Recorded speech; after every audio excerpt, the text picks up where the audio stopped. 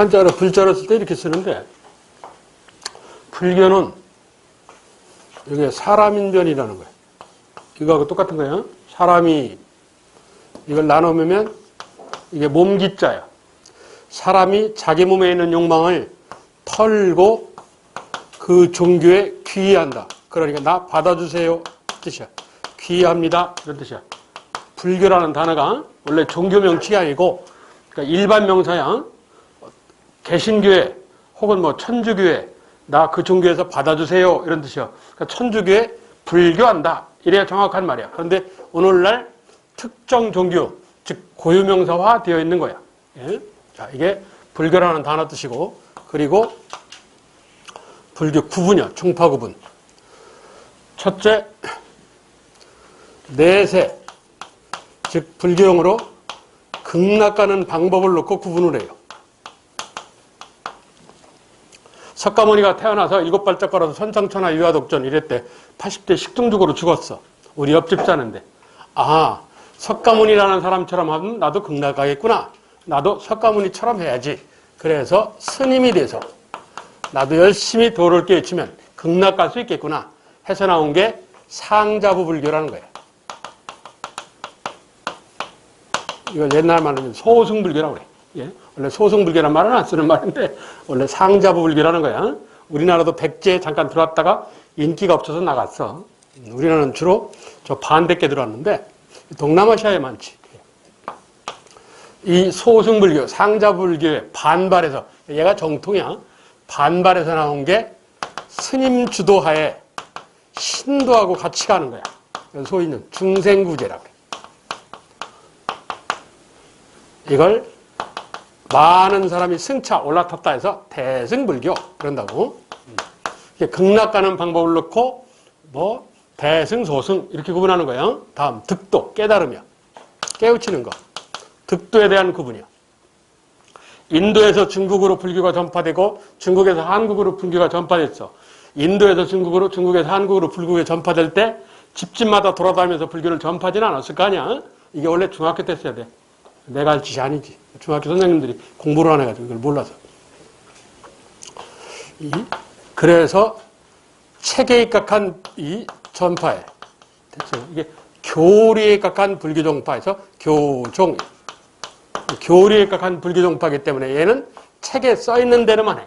안 써 있으면 안 해요. 그래서 얘는 권위주의적이고 형식적이야. 써 있는 대로 하는 거니까. 그럼 이걸 한국사에다가 대입하면 이 권위적이고 형식주의적이라는 게 초기 분위기하고 맞아, 중기 분위기하고 맞아, 후기 분위기하고 맞아. 어디하고 맞아? 초기는 뭐라고 했어? 자주적, 주체적 이랬지. 중기는 보수적, 후기는 개혁적 이랬어. 그럼 이 초기, 중기, 후기 중에 어디하고 맞아? 중기하고 맞지. 그러니까 신라도 고려도 불교 국가냐? 신라, 중대, 교종불교가 유행을 해. 그리고 고려, 중대, 중기에 교종불교가 유행을 해. 시대 분위기에 맞춰가는 거야 이게. 형식적이고 권위적이니까 대체적으로 중앙에 귀족들이 믿었게. 이거 쓰지 마. 써있다니까. 이 교종의 반발에서 나온 게 내 식대로 내가 알아서 하려 해서 참선, 깨달음을 통한 불교 종파. 이게 선종 이러는 거야. 자, 이 선종이야. 선종은 참선, 생각해서 깨닫는 것. 참선을 통한. 그래서 이건 정신적이고 깨달음을 통한 거니까 현실적이다. 뭐 개혁적 이래도 돼. 그럼 이건 대개 어느 때 유행하느냐?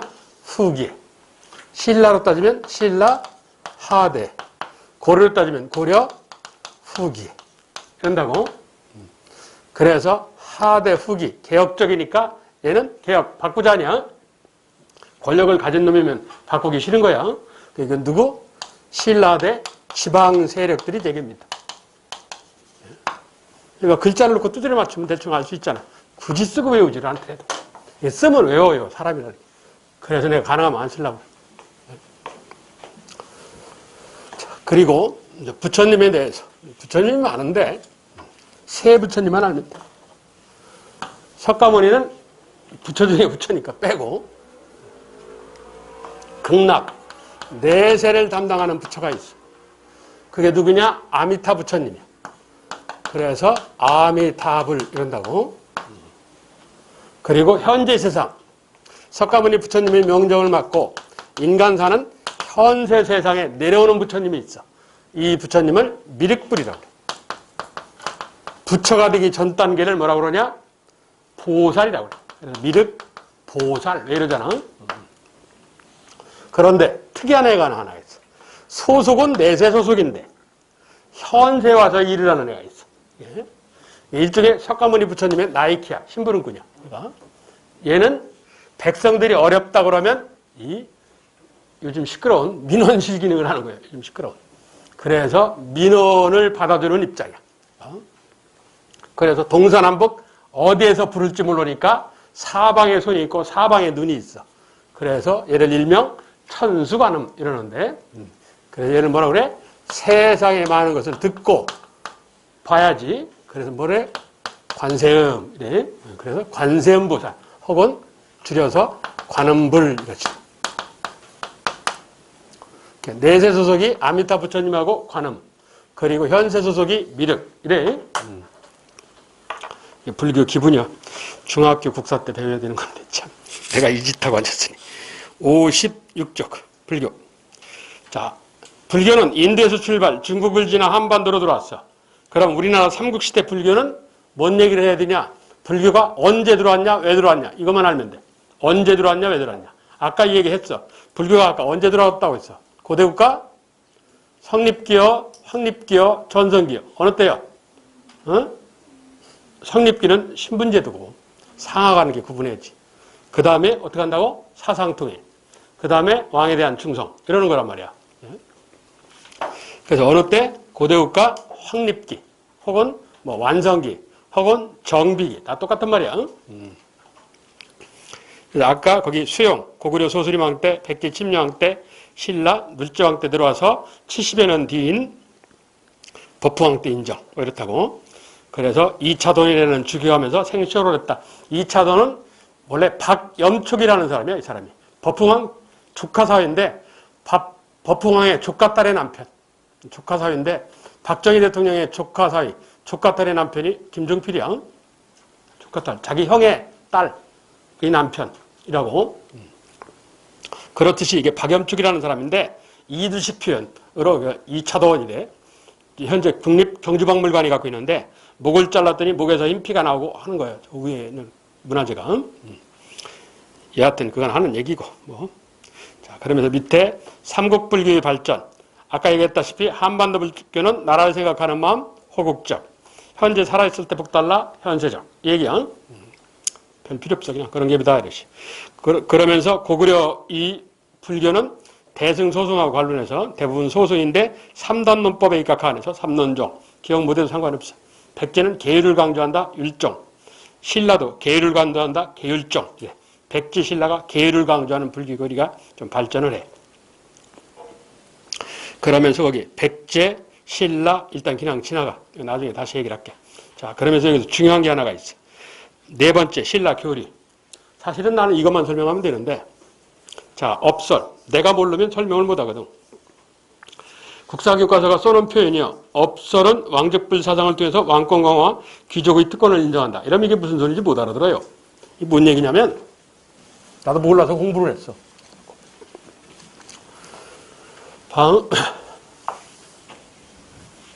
신라에 내가 육두품 귀족이요.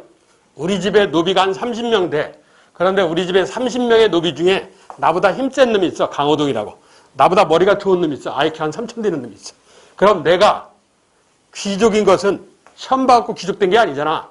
시험 받고 귀족됐으면 인정을 받을 수 있지. 근데 나는 우리 아버지 밑에서 태어났기 때문에 이건 생뜨기라고 그래. 태어나서 얻은 거예요. 내 노력이 1%도 없다고.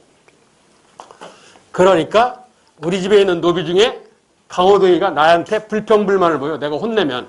그 내가 가장 골치 아픈 게 노비 다루는 게 제일 골치 아파. 이게. 그런데 왕이 자꾸 불러. 왜 부르냐 그랬더니 불교 믿지?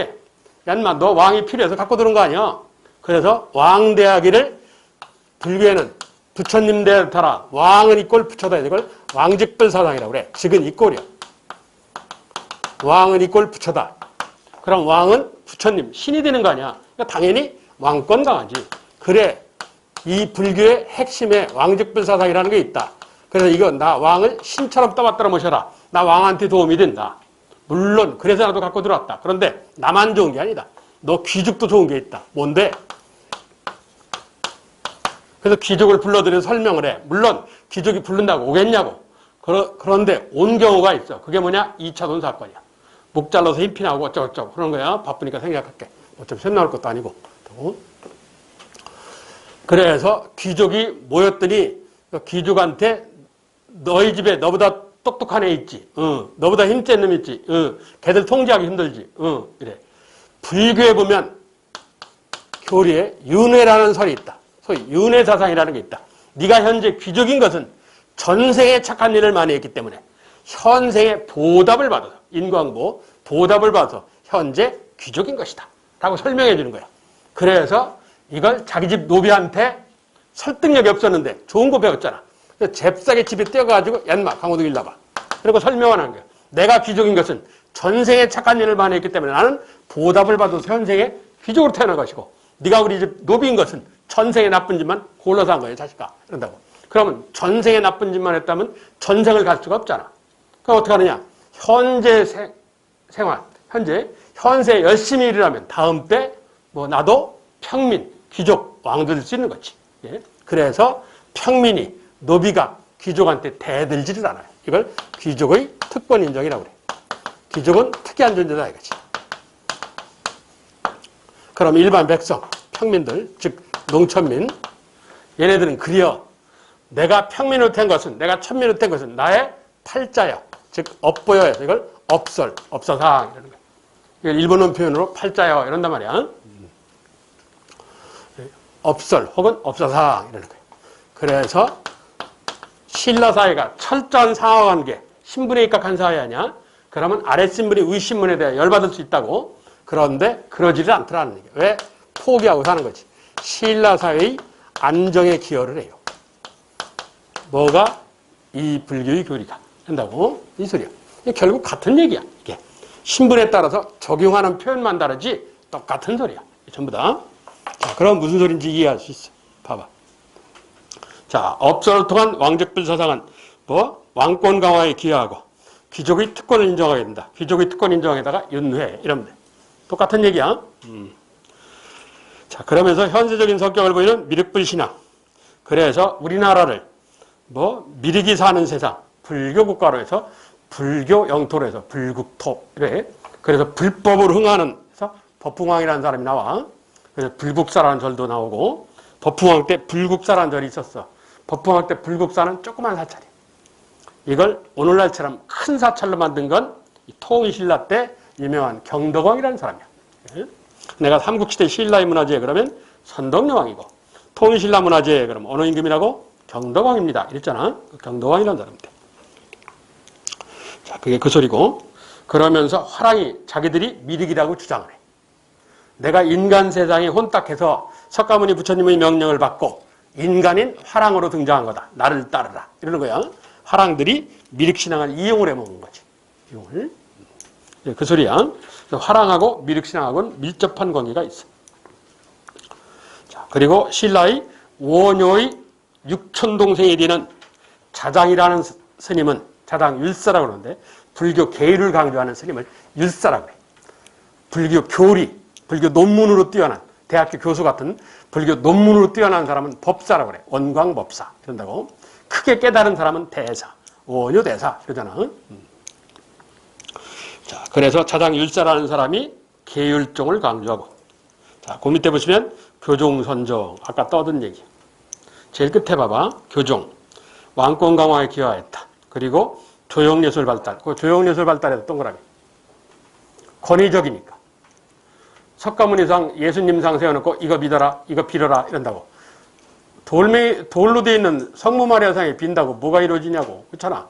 사람한테 빌으면 모를까. 그러니까 권위주의적인 거지. 그러면 선종은 어떠냐?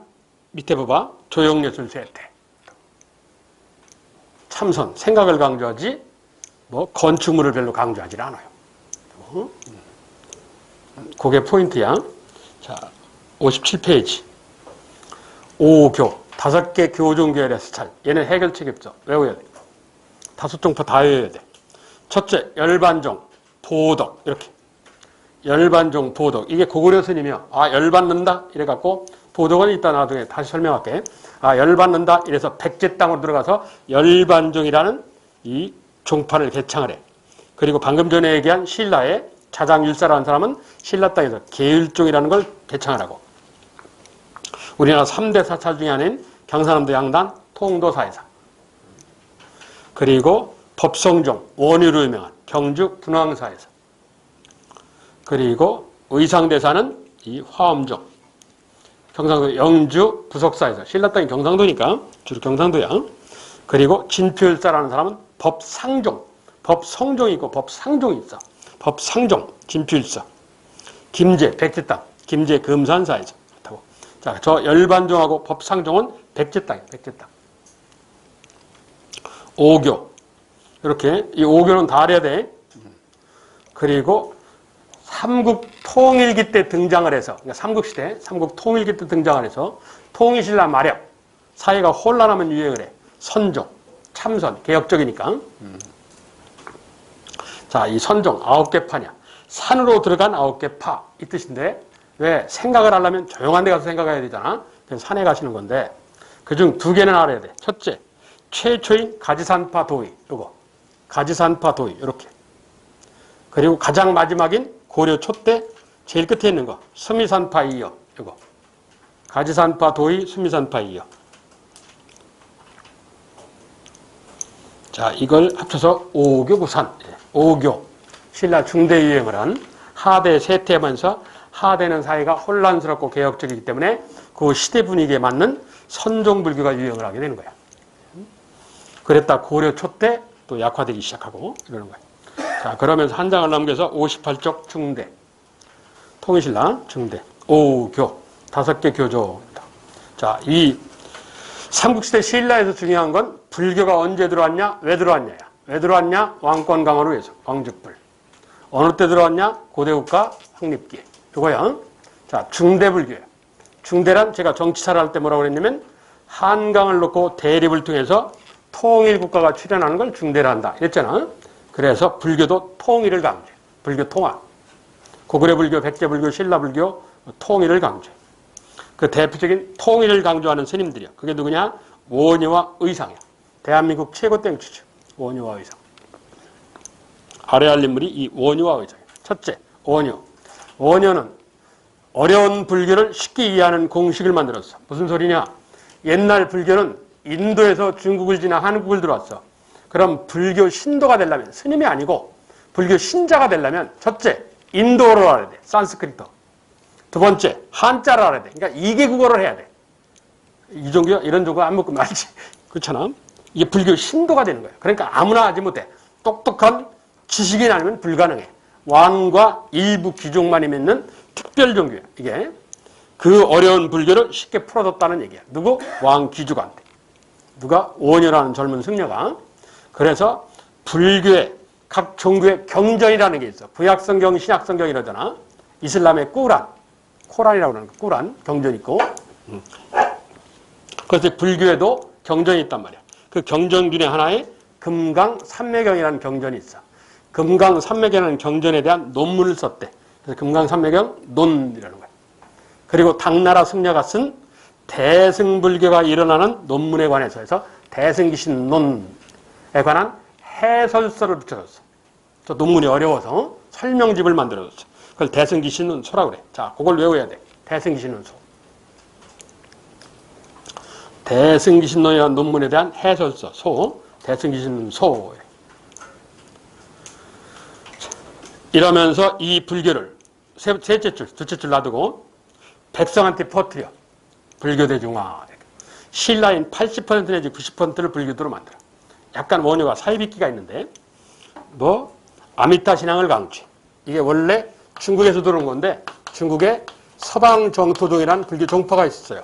원래 극락을 불교용어로 서방정토라고 그래. 극락을. 극락이라는 단어는 민간에서 부르는 말이고, 불교용어로는 서방정토라고 그러는데, 이게 말이 길으니까 일반적으로 서방자를 빼는데, 그래서 이걸 정토종, 맑은 영토, 깨끗한 세상, 이런 뜻인데, 이 정토 세상에는 내세 신앙인 아미타 신앙이라는 게 있고, 현세신앙, 현재 살았을 때 복달라는 미륵신앙이라는 게 있어요. 이중 원효가 강조하는 건 요 아미타 신앙이에요. 원효는. 이 미륵은 지가 알아서 들어오고. 그래서 거기 원효라는 인물은 거기 아미타 신앙을 통해서 나무아미타불만 하루에 10번 이상 하면 내가 책임지고 극락 보내줄게. 그 천당 보내줄게. 이러는 거예요. 종교가 무슨 약속을 하면 그건 사입이에요. 가짜야. 아침 먹고 3번, 점심 먹고 3번, 저녁 먹고 3번, 화장실 가서 1번. 그럼 10번 나오잖아. 책 볼 필요 없다. 뭐 책을 보냐. 나무아미타불만 하루에 10번 이상 쭝얼거리라. 그럼 책임지고 극락 보내줄게. 한다고. 그런데 우리 주인공 만득이라는 놈이 나무아미탑을 이러다가 궁금하게 생겼어. 석가모니 원효한테 스님 왜 나무아미탑을 이럴 때 나무가요 저 앞에 있는 나무예요? 아니면 무슨 다른 뜻이 있어요? 그랬더니 원효 스님이 뭐라고 그래요? 나무란 저 앞에 있는 나무가 아니고 산스크리트 인도어예요. 인도어인데 이게 나무라는 거예요. 나무. 나무를 빨리 읽으면 나무라고 읽힌다고. 그래서 이건 아까 얘기한 한자로 따지면 불이라는 거하고 같은 뜻이야. 귀합니다 이 뜻이야. 그래서 아미타 부처님께 들어가겠습니다. 그러니까 나 극락, 아미타 부처님은 극락 담당이라고 했잖아. 극락에서 받아주세요. 이런 뜻이야. 그렇게 원효 스님이 설명을 했어. 그랬더니 만득이가 땅바닥에 침을 뱉다. 에이씨, 그 별거 아니네.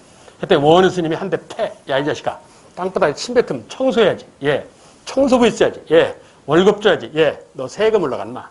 아, 내가 땅바닥에 침 뱉으면 세금 올라가는구나. 그래서 원효 스님의 설교를 듣고 만득이가 똑똑해졌어.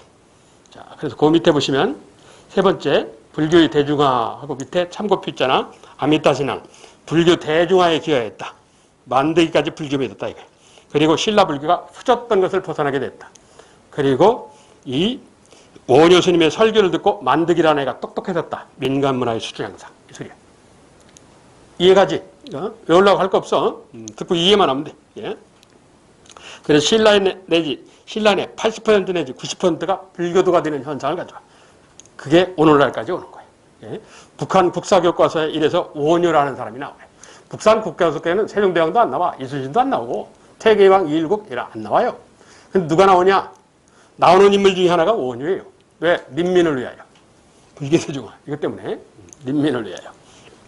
자, 그런데 이 원효 불교에서 실질적으로 시험을 잘 내고 가장 중요한 건 두 번째는 얘기야. 종파 간의 융합동. 저거요. 종파 간의 융합동. 일심 사상을 통한 화제. 자, 일심. 원효가 여러분 다 아는 얘기. 뜻한 바가 있어갖고 자기가 더 이상 신라 안에는 배울 데가 없어요. 득도를 해갖고. 그게 중국의 아주 유명한 승려였대. 그래서 36살에 이 사람을 만나러 가려고 출발을 했다가 신라하고 고구려 국경선에서 여권 안 갖고 왔다고 미리국제로 걸려서 쫓겨났어. 그래서 10년 뒤에 재차 시도를 해. 근데 이 얘기를 듣고 옆 동네에서 공부를 하고 있던 귀족 승려가 하나 있어. 의상이라고. 귀족 승려가 자기 데리고 가래. 중국 갈 때. 그럼 자기가 여행비 다 된대. 얘는 진골기 주니까 부자 아니야. 알았어. 나 생각나면 연락할게. 10년이 되었는데 갑자기 생각나. 그래서 의상을 찾았어. 물줄을. 돈 되는 놈이니까. 찾았더니 천왕사랑 가는 절에 가고 없대야. 얘가. 천왕사까지 찾아갔어요. 천왕사가 옛날에 컸던 절인데 지금 가보면 별별 없더라고. 얘를 딛고 출발을 해. 어디로 가느냐? 충청남도로. 당나라로 가는 나루터가 있대. 당진이야. 그게 당진 지명이 그거야. 여기서 배 타고 1시간이나 1시간 반이면 중국 산둥반도 들어갈 수 있어. 당진 어부간한테 갈려있더라고. 불법이지만 그렇게 갈 수 있대. 하여튼. 여길 가다가 해골물 먹고 정신 차려. 그건 여러분 알잖아. 내가 목마를 때는 설탕물까지 달짝지근하고 줬더니 해골이 썩은 물이라는 사실을 알고 있는 오바이트가 일어난다. 똑같은 물에 대한 반응 아니야? 그렇잖아. 몇 시간 전에 먹었을 때는 설탕물같이 달짝지근하고 줬더만. 그런데 해골이 썩은 물이라는 사실을 알고 있는 오바이트가 일어난다. 똑같은 물에 대한 반응이 180도로 달리잖아. 아, 깨달음이란, 득도라는 것은 책에 있는 얘기도 아니고 스님 설교에 있는 얘기가 아니고 내 마음속에 있구나. 일체의 모든 것은 마음이 조성한다. 이걸 뭐라 그래? 일심. 이렇게. 일체심이죠. 줄여서. 일심. 결국은 하나다 이거지. 그러니까 천주교가 가고자 하는 길, 개신교가 가고자 하는 길, 이슬람교가 가고자 하는 길, 모든 종교가 가고자 하는 길, 결국은 하나다 이거지. 방법만 다를 뿐이지. 그러니까 천당이나 극락이나 같다 이거지. 표현만 다를 뿐이지. 일체의 모든 것은 하나로 통하니까 쟁, 싸움을, 화해로 사이좋게 놀자. 그래서 일심을 통한 화쟁론이라는 걸 들고 나오는 게 원효예요. 예? 그래서 이걸 종파간의 융합도무 이러는 거야. 원효 사상의 핵심이에요. 이게. 자, 이게 원효라는 스님이야. 첫째, 지배층에게 어려운 불교를 그러니까 불교의 기준 마련, 대승기신운서, 그리고 불교 대중화, 그리고 종파간의 융합도무, 일심을 통한 화쟁. 그래서 원효를 일명 화쟁국사라고도 불러. 그리고 오규 중 하나인 법성종을 개창하였다. 자, 그리고 후배 8살이 아래인 의상이야. 의상. 원효는 해골물 먹고 정신 차리고 의상은 그냥 중국을 가요. 그래서 가지 말라는데도 바득바득 우기고 가. 둘간에 의가 상했지. 그래서 의상 이런 건 아니고 내가 기억시키려고 하는 얘기야. 의상. 같은 인물이 원효하고. 그래서 원효는 국내파고 이 의상은 중국 유학파야. 중국에 가. 중국의 최고 승려 당태종의 스승이 되는 현장법사. 서유기에 보면 손오공 나오는 서유기에 보면 삼장법사라는 스님이 나와요. 그 삼장법사가 누구를 모델로 한 거냐? 이 사람을 모델로 한 거야. 이 사람이 인도 갔다 왔거든. 그러니까 이 사람이 인도 갔다 온 여행기가 그 서유기라는 거예요. 원래 불교에서 강조하는 게 불법성이라는 거야. 그러니까 삼장이라고 그래. 불법성을. 이걸 모아하는 게 대장경이라는 거야. 이걸 모아하는 게. 여하튼 이 현장법사를 만나러 갔는데 현장은 도착해보니까 이미 죽었어. 근데 현장이 죽었을 때 이 현장이 나쁜 놈이야. 이게. 이 큰 스님은 죽을 때 자기 수제자를 정해요. 그 뭐로 정하느냐? 평상시 뭐 말을 하든지 아니면 의발이라고 그래. 자기 공양구, 밥그릇하고 의복을 물려줘. 목탁 이런 걸. 그럼 걔가 수제자임을 임명하는 거야. 이게. 그런데 이 현장은 그 짓을 안 해요. 왜 안 하느냐? 현장법사 제자에 신라 승려가 있었어요. 그리고 당나라 승려가 있었고. 그러니까 신라 승려가 신라 육도품 계열의 원칙이라는 사람이야. 그리고 당나라 승려는 규기라는 사람이고. 그런데 이 원칙이가 똑똑해. 그런데 얘를 수제자로 임명하면 중국 불교가 신라 불교로 넘어가 버린다고. 그러니까 골치 아픈 거야, 현장은. 그래서 A씨하고 말을 안 하고 죽어버렸다고. 그래서 수제자 자리를 놓고 둘이 싸워. 논리적으로. 그래서 사찰을 나눠서 설법을 해서 신도를 많이 모으면 걔를 수제자로 인정하자 하고 타협을 봤어. 그래서 얘는 자은사란 사찰, 서쪽에 자은사란 사찰에서 설법을 하고 얘는 동쪽에 서명사란 사찰에서 설법을 하는데 압도적으로 스님이 많이 모였어 이때. 그래서 얘를 인정을 해야 되는데 중국 땡초놈들이 약속을 어기고 얘를 내쫓아버린 거야. 그러니까 이게 통일신라 당에서 활약한 원칙이라는 스님이야. 예? 그래서 얘가 중국 산시성에 가서 유명한 불교 중에 제일 어려운 유식불교라는 게 있어요. 원칙불교가. 유식봉교라는 걸 만드는데 이 설명을 왜 하냐? 거기 나오거든. 거기 원칙, 서명학파, 유식불교. 그래서 고려 귀족 사이의 이 불교가 나중에 유행을 해요. 이게 자기 원칙이라는 사람이고. 그러면서 얘가 규기하고 같이 공부한 사람 중에 지엄이라는 스님이 있어. 지엄이라는 스님 밑에서 8년을 공부를 해요. 이 정도면 내가 돌아가도 되겠지. 이랬는데 이래서 자기 머릿속에 있는 불교 사상을 요약해서 스승인 지엄한테 보여줬는데 지엄이가 자기가 쓴 글을 안 봐. 그래서 당시가 겨울이었나 봐. 방 안에 따뜻한 화롯불이 있는데 화롯불에다 집어던진다고. 그래서 얼른 가서 껐어. 껐더니 불에 다 탔냐? 글자 보이냐? 셔봐라. 220자가 보이더라고. 그래서 220자를 갖고 네 머릿속에 있는 사상을 요약해봐라. 그래서 요약해. 이놈도 대단한 놈이지. 그 하단에 보시면 글자가 이렇게 모여져 있는 거 있지. 그걸 화엄일승 법계도라고 그래. 마방지같이 생긴 거. 의상대사 유명한 220자인데 그래 그 정도면 돌아가도 좋다 해서 신라로 돌아와요.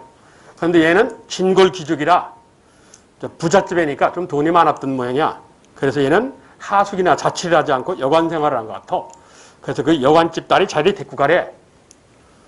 야, 나 스님이요. 아, 그래도 데리고 가래. 이게 선묘라는 여자인데 이 여자가 선묘야.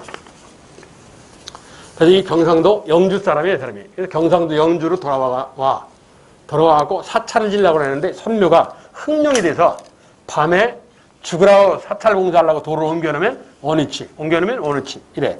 그래서 밤에 기다렸다가 흥룡을 누르고 거기다 건물을 세웠어. 그래서 돌이 뜰붙자 떠다닌 사찰이다 해서 부석사 이래.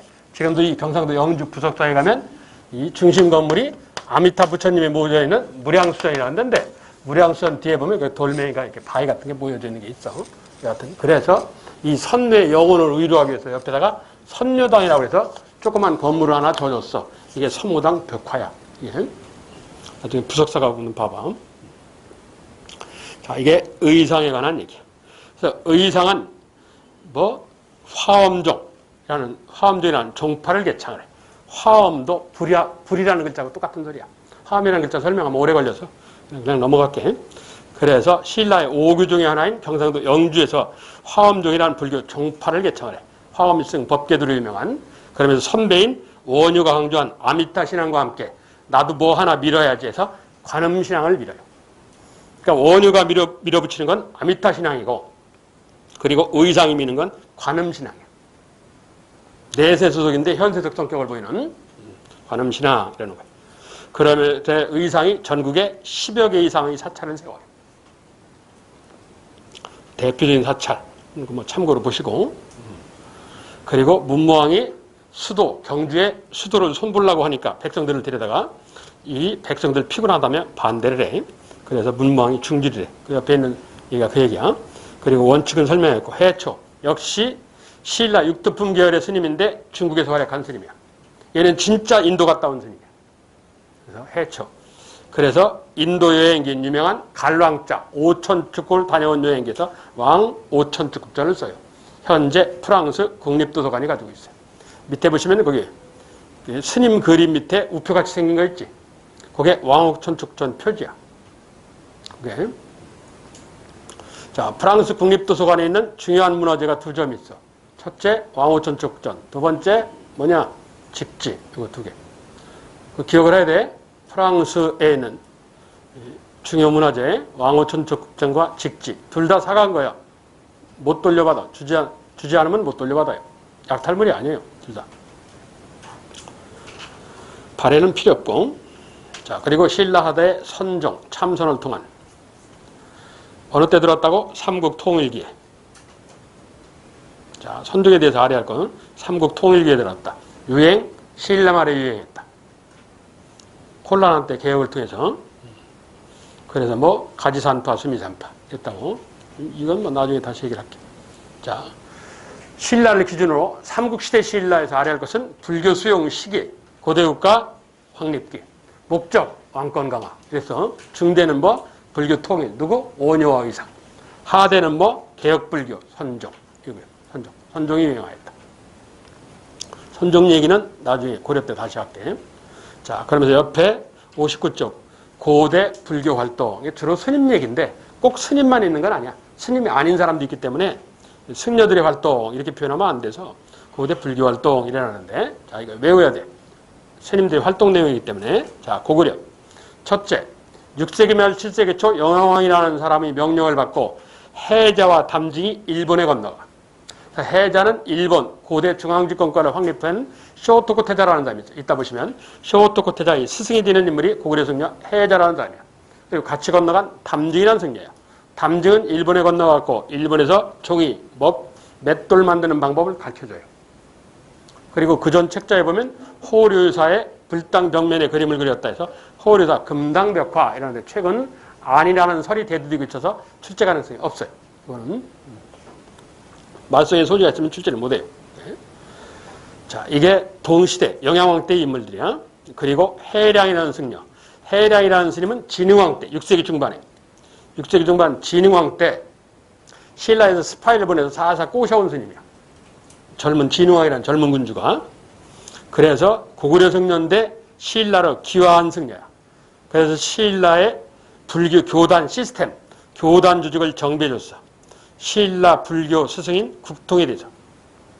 그리고 백자강해를 열었고, 백자강해는 100개의 좌석을 갖다 놓고 글재 그대로 풀면 이 소리인데 실제 100개의 좌석을 갖다 놓고 아니라 뛰어난 스님 100분을 모셔서 귀한 말씀을 듣는다 얘기야. 한꺼번에 100명을 모신 게 아니고 국가적으로 종교를 초월한 국가의 큰 스승 역할을 하는 사람. 그러니까 우리나라는 최근에 1980년대 말에 유명한 성철 스님이라는 사람이 있었어. 김수환 추경도 존경을 했다. 예. 미국 하버드 대학교가 물리학과 교수로 초빙하려고 했을 정도. 아, 대단한 승려예요. 아주 세계적인 승려인데 성철이라고. 그 성철이라는 스님, 산은 산이고 물은 물이고 아주 그말로 유명한 스님인데 그 전두환이가 존경을 하는 인물이야. 그런 사람, 그런 분들을 모시고 귀한 말씀을 듣는 거야. 그분 이래로는 지금 40년이 넘었는데 아직 백자강의가 안 열렸어요. 예? 그런 거야. 그래서 이게 오래 가는 거야. 조선왕조 500년간 안 열렸고, 이게 1980년대 다시 복원이 됐던 거예요. 일제도 안 했고, 일본 놈들이. 아직 이 100명을 못 채웠어요, 이게. 그걸 백자강이라고 그래. 뛰어난 스님들의 귀한 말씀을 듣는, 이게. 자, 그리고 보덕, 고구려 승려인데 역시, 열받는다 해서 백제 땅으로 가가지고, 이 보덕은 이따 다시 설명할게. 백제 땅으로 가갖고 불교 종파를 개척해. 열반종이라는 오교 중에 하나인. 그 밑에 해관, 그건 필요 없고. 그 위에 해자, 담징, 영양대 승려, 해량, 그리고 이 진흥왕 때 승려인데 이 신라로 갔고, 보덕, 이건 백제로 갔고, 예. 그 스님들을 알아야 돼. 그까지, 보덕까지. 다음 백제. 백제는 일본의 불교 전파, 문화 전파를 가장 많이 한 나라가 백제라는 나라야. 그런데 시험 낼 건 없어요. 그냥 그런 갭이다고 넘어가. 이건. 그런데 백제 제일 끝에 보시면 노리사치계 이렇게 돼 있지. 일본의 불교를 전폐해 준 인물이야. 백제 송황의 명령을 받고. 근데 이 사람은 스님이 아니에요. 귀족이고 불교 신자야. 그래서 불교 승려들의 활동 이런 말을 못하는 거야. 이 시중에 공무원 책들이 대부분 보면 승려들의 활동 이래 나오는데 스님이 아닌 사람들이 있다. 자, 다음 신라야. 신라는 웬만한 스님은 다 설명을 했어. 자, 거기 원광법사. 신라 젊은이가 지켜야 할 5가지 계율, 세수고개. 그리고 수나라한테 고구려가 침략하려고 하니까 군대를 좀 파견해 주세요. 군사를 구걸하는 글, 걸사표. 이래. 아까 세수고개에 호국불교가 있다. 살생유택. 이랬지. 그리고 신라의 승려인데 수나라한테 군대 파견을 요청해. 그러니까 나라를 위해서 일을 한 거지. 호국불교. 이래. 그래서 원광법사는 호국불교의 상징이야. 호국불교의 상징. 자장율사. 계율, 양산 통도사에서 계율종을 강조하였다. 이랬고, 원칙 설명했고, 원효 설명했고, 의상 설명했고, 다 알아야 돼. 그리고 거기 의상까지 다 알아야 돼. 그리고 지봉을 지나서 심상이라는 승려를 알아야 돼. 그때 두 번째. 통일신라 승려인데, 얘는 스승의 명령을 받고 중국에 가서 화엄종 공부를 다시 해요. 신화엄종 공부를 한다고. 그래서 곧바로 신라를 거치지 않고 일본으로 들어가요. 그래서 일본 화엄종 개창에 영향을 줘. 일본 화엄종 성립에 영향을 주는 스님이야. 예. 통일신라의 심상이라는 스님이야. 일본 화엄종 성립에 영향을 줬어요. 위아래로 2명은 필요 없고.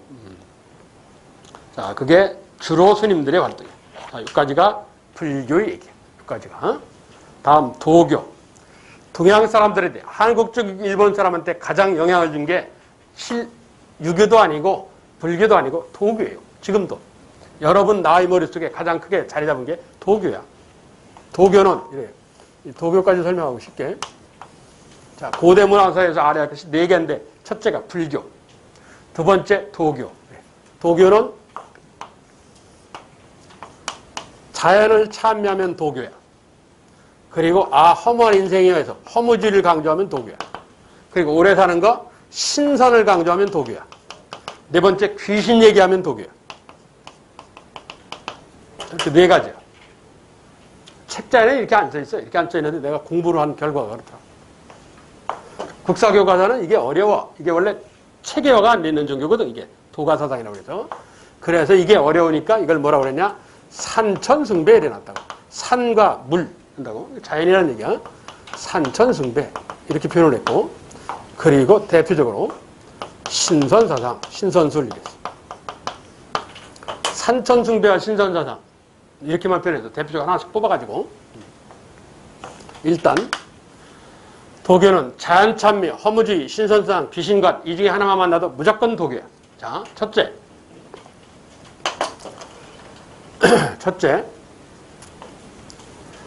문화선진국이 백제라는 나라이기 때문에 백제 산수의 문양이 새겨져 있는 기와장이 나와. 그래서 산수문양전, 줄여서 산수문전. 산, 그리고 수, 물 이런다고. 기와장이 기와장.